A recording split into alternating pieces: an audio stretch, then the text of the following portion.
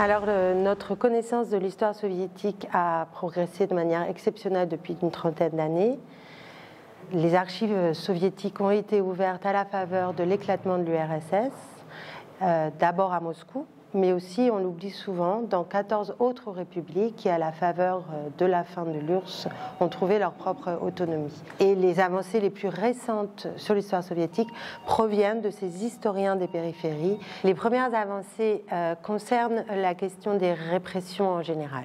Nous avions des connaissances sur ces répressions, mais ce qui a été le plus novateur, c'était qu'on se rende compte qu'il y avait aussi des répressions qui visaient des personnes qu'on pourrait dire déclassées, pauvres, et beaucoup de répressions qui visaient les minorités nationales. Par exemple, il y a autour de 457 000 Allemands et Polonais qui vont être déportés des frontières occidentales de l'URSS en 1935-36 jusqu'en 1939.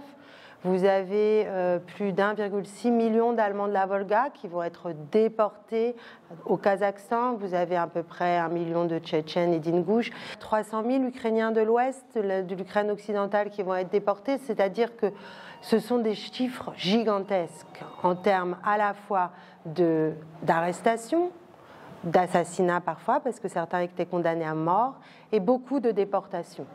L'idée de Staline en particulier était de nettoyer, de faire du nettoyage ethnique et de faire que toutes les minorités qui se trouvaient aux frontières ou des endroits stratégiques pour le système fussent pourchassées et déplacées.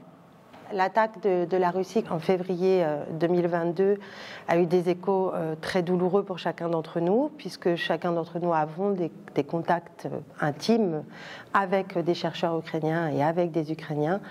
D'autre part, l'autre effet de cette guerre, pour les historiens que nous sommes, c'était de voir réapparaître des fantômes de l'histoire, avec des phénomènes extrêmement perturbants, comme l'annexion des territoires de l'Est, le fait d'effectuer des élections truquées, d'intégrer ces territoires à la Fédération de Russie, qui évidemment nous rappelait ce qui s'était passé en 1940, quand l'URSS avait annexé sous la menace et par l'intimidation les pays baltes et l'Ukraine occidentale.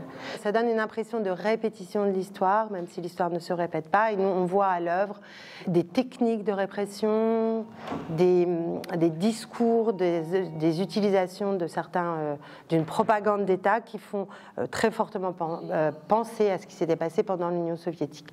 Mémorial France a pour ambition de continuer l'activité de ce que faisait Mémorial en Russie depuis déjà une trentaine d'années, c'est-à-dire de faire mieux connaître cette histoire de l'Union soviétique et en particulier de la terreur stalinienne, car elle pense que s'il n'y a pas un vrai travail de mémoire et de prise de conscience de ce que fut cette période, il n'y aura pas de futur pour non seulement la Russie, mais pour la sécurité de l'Europe.